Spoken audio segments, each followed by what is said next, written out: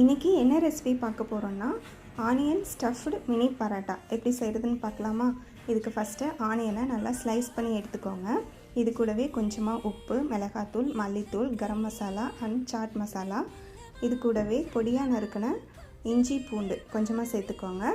இது கூட 1 table spoon அளவுக்கு கடலை மாவு அண்ட் பொடியாக நறுக்கின மல்லி இலை இதையும் சேர்த்துட்டு நல்லா மிக்ஸ் பண்ணி எடுத்துக்கோங்க. அவ்வளோதான், நம்ம ஸ்டஃப் பண்ணுற மசாலா ரெடி ஆகிடுச்சு.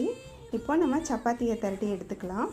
இதுக்கு சப்பாத்தி 2 சப்பாத்தி தேவைப்படும். ஃபஸ்ட்டு ஒரு சப்பாத்தியை நல்லா திரட்டி எடுத்துகிட்டு அது கூட நம்ம ரெடி பண்ணி வச்சுருக்கிற ஆனியன் மசாலாவை வேகமாக ஸ்ப்ரெட் பண்ணி விட்டுக்கோங்க. இப்போது மேலே ஒரு சப்பாத்தியை போட்டு நல்லா ஓரத்தையெல்லாம் நல்லா ப்ரெஸ் பண்ணி விட்டுட்டு இந்த மாதிரி கட் பண்ணி எடுத்துக்கோங்க. இப்போ இதை இந்த மாதிரி ரோல் பண்ணி எடுத்துக்கிட்டு லைட்டாக கையை வச்சு அமுத்தி கொடுங்க. இப்போ இதுக்கு மேலே கொஞ்சமாக எள்ளு அண்ட் கட் பண்ணின கொத்தமல்லி இலை ரெண்டையும் சேர்த்துட்டு சப்பாத்தி கட்டை வச்சு லைட்டாக ப்ரெஸ் பண்ணி கொடுங்க. ரொம்ப மெல்லிசாக தேய்க்க வேணாம், ஓரளவுக்கு கனமாகவே தேய்ச்சி எடுத்துக்கோங்க. இப்போ இதை பேனில் சேர்த்துட்டு கொஞ்சமாக நெய் விட்டு 2 பக்கமும் திருப்பி போட்டு எடுத்திங்கன்னா உங்களுக்கு ரொம்பவே டேஸ்டியான onion masala stuffed parotta ready ஆகிடும்.